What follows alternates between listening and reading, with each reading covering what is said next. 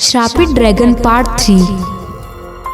जैसा कि दोस्तों हमने पार्ट 2 में बताया था कि इंसानी ड्रैगन अर्जुन की सच्चाई गांव वालों के सामने आ जाती है।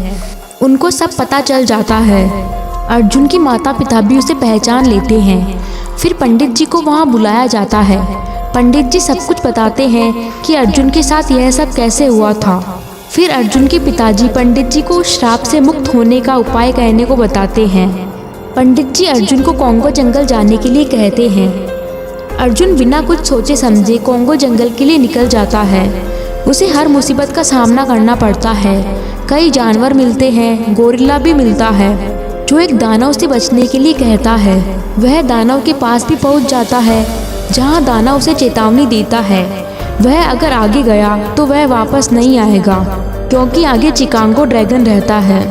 तो दोस्तों क्या इंसानी ड्रैगन वहां जाएगा उसको पता होने के बावजूद कि उसकी जान को खतरा है, या वह डर जाएगा? यह हम आप बताएंगे। तो दोस्तों दानव की बात सुनने के बाद से ही श्रापित ड्रैगन उलझन में पड़ जाता है कि उसे वहां जाना चाहिए या नहीं, क्योंकि दानव ने कहा था जो भी उस ड्रैगन के सामने गया है वो कभी वापस नहीं आया। पर कॉन्गो जंगल भी जाना जरूरी था। तभी वह सोचता है मुझे कॉन्गो जंगल तो जाना ही पड़ेगा। मैं ऐसे हार नहीं मान सकता। उस ड्रैगन से भी सामना कर लूँगा, पर कॉन्गो जंगल पहुंचकर ही रहूँगा। जो होगा देखा जाएगा। श्रापित इंसानी ड्रैगन आगे बढ़ने का मन बना लेता है और वह आगे बढ़ जाता है। वह आगे बढ़ता जाता है, वह चलता जाता है। चलते चलते आखिर वो जगह आ ही जाती है जहाँ चिकागो ड्रैगन रहता था। श्रापित ड्रैगन चिकागो ड्रैगन को देख लेता है। वह दिखने में बहुत ही भयानक व खतरनाक, जैसा दानव ने बताया था बिल्कुल वैसा ही। श्रापित ड्रैगन सोचता है ये तो सच में बहुत खतरनाक है। दानव ने बिल्कुल सही कहा था, पर मैं इससे छुपकर निकल सकता हूँ अगर ये मुझे देखे ना तो। इंसानी श्रापित ड्रैगन उससे छुप के निकलने की कोशिश करता है। तभी पीछे से आवाज आती है, ए अजीबोगरीब जानवर, हाँ मैं तुझसे ही बोल रहा हूँ। मुझे मूर्ख समझा है? तूने क्या सोचा कि तू मुझसे छुपकर निकल जाएगा? यहाँ जो भी आता है मैं उसे देखकर पहचान ही लेता हूँ। फिर श्रापित ड्रैगन पीछे मुड़कर देखता है तो वह विशाल सा चिकागो ड्रैगन उसके सामने होता है। श्रापित ड्रैगन उसे देखकर डर जाता है। अरे तू मेरे इलाके में क्या कर रहा है? तुझे किसी ने बताया नहीं कि जो यहाँ पे आता है वो वापस नहीं जाता? तुझे अपनी जान की परवाह नहीं है क्या? जी मुझे पता था, मैं आपकी तरह ही ड्रैगन हूँ। मुझे कॉन्गो जंगल जाना था। तुम्हें पता होने के बावजूद तुम यहाँ पे क्यों आए, और आखिर तुम्हें कॉन्गो जंगल क्यों जाना है?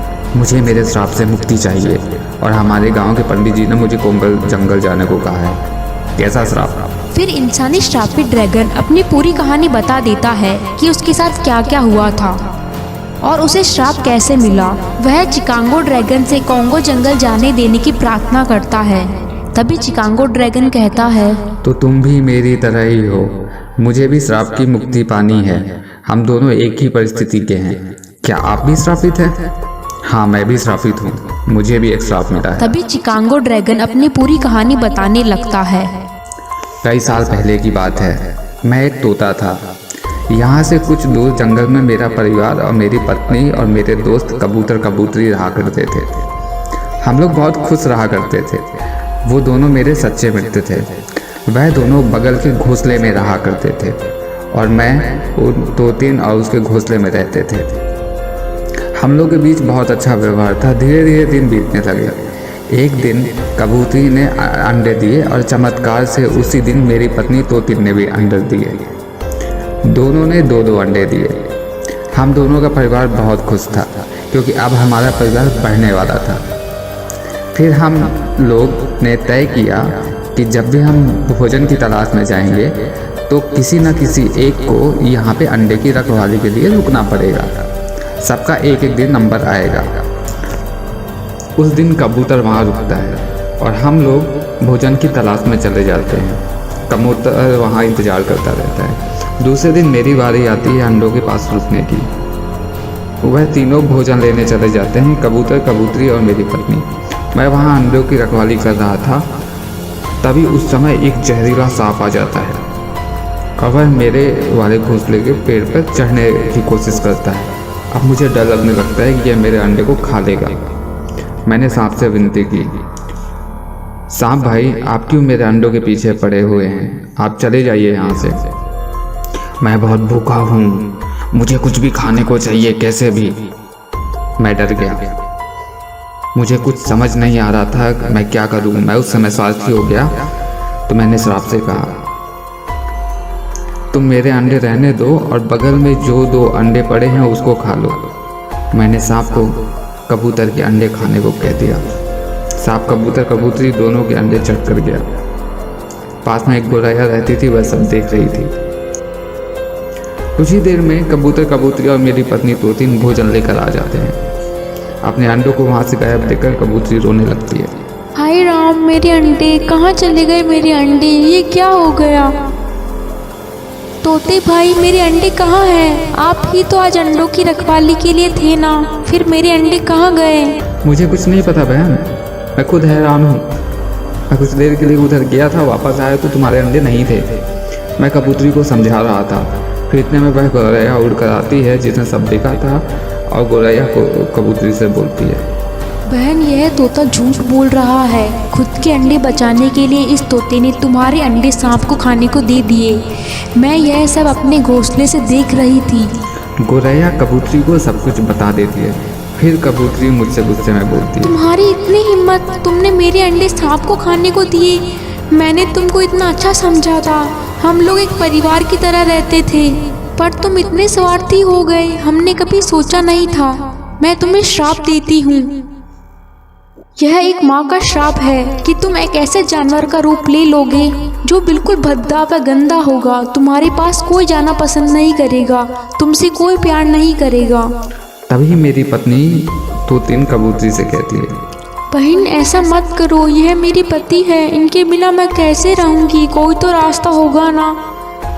ये श्राप तो इसे भुगतना ही पड़ेगा क्योंकि इसने मेरे अंडे को खत्म किया है। पर हाँ, इसे इस श्राप से मुक्ति एक इंसान दिला सकता है, पर याद रखना इसमें कई साल लग जाएंगे। तुम इस रास्ते से जाओगे तो यहाँ से कोसों दूर एक कॉन्गो जंगल है, वही तुम्हें इंसान मिलेगा और वही तुम्हें श्राप से मुक्ति मिल सकती है। मैं इसलिए यहाँ पे इंसान की तलाश में आया था ताकि मुक्ति मिल जाए। शायद तुम ही वही इंसान हो। तभी इंसानी ड्रैगन बोलता है, लगता है हम दोनों को मुक्ति एक साथ ही मिलेगी। शायद इसलिए हमारा साथ में ही कॉन्गो चलना अच्छा रहेगा। चलो चलते हैं। वह दोनों कॉन्गो जंगल के लिए निकल जाते हैं और बिना किसी मुसीबत के कुछ ही देर में कॉन्गो जंगल पहुंच जाते हैं। कॉन्गो जंगल सच में बहुत अलग था और भयानक दिख रहा था। वह दोनों आगे बढ़ते हैं, तभी सामने से 2 दोस्त हिरण व बंदर भागकर इनकी तरफ आ रहे होते हैं। इंसानी ड्रैगन व चिकागो ड्रैगन उन्हें देखकर हैरान हो जाते हैं, फिर उन्हें वही रोक लेते हैं। तभी इंसानी ड्रैगन उनसे कहता है, अरे मित्रों, तुम लोग इतना तेजी से भाग क्यों रहे हो? क्या प्रॉब्लम है, बताओ मुझे। पहले तो बंदर और हिरण इनको देखकर डर जाते हैं। फिर हिरण बोलता है, भाई, इस जंगल में एक नागराज है, उसने पूरे कॉन्गो जंगल पर कब्जा किया हुआ है। वो बहुत क्रूर और निर्दयी है। वह हम जैसे जानवरों को मारकर खा जाता है। जंगल में रोज सैकड़ों जानवर को ऐसे ही मारे जाते हैं। तभी चिकागो ड्रैगन कहता है, तुम लोग डरो मत, अब तुम्हें कुछ नहीं होगा। उस नाग को हम लोग देख लेंगे। नहीं नहीं, आप लोग उसका कुछ नहीं कर पाएंगे, वो बहुत शक्तिशाली है। तुम हमें बस वहाँ ले चलो, बाकी हम देख लेंगे। तुम लोगों की सुरक्षा करना हमारा कर्तव्य है। बंदर व हिरण उन दोनों को नागराज के इलाके में ले जाते हैं जहाँ नागराज आराम फरमा रहा होता है। तभी इंसानी ड्रैगन बोलता है, ए नागराज, अब तुम्हारा खेल खत्म। तुम इन जानवरों को मारकर कुछ भी नहीं कर सकते। अब से तुम इन्हें छोड़ दो, नहीं तो आज तुम मारे जाओगे। तभी नागराज हंसता है और कहता है, ए मूर्ख जानवर, तू मुझे सिखाएगा कि मुझे क्या करना चाहिए क्या नहीं? तुझे नहीं पता मैं कितना शक्तिशाली हूँ। अभी तुझे मैं अपनी शक्ति दिखाता हूँ। तभी वह क्रूर नागराज चिकागो ड्रैगन पर शक्ति करके उसे अपनी शक्तियों में कैद कर लेता है। चिकागो ड्रैगन बहुत तड़प रहा होता है। मेरे दोस्त को छोड़ दो वरना अच्छा नहीं होगा। देखा मेरी शक्ति? अब ऐसे ही तू और तुझे यहाँ लाने वाले बंदर और हिरण भी मारे जाएंगे। मैं किसी को कुछ नहीं होने दूंगा। तभी इंसानी ड्रैगन भी अपनी शक्तियों से नागराज पर हमला करने लगता है।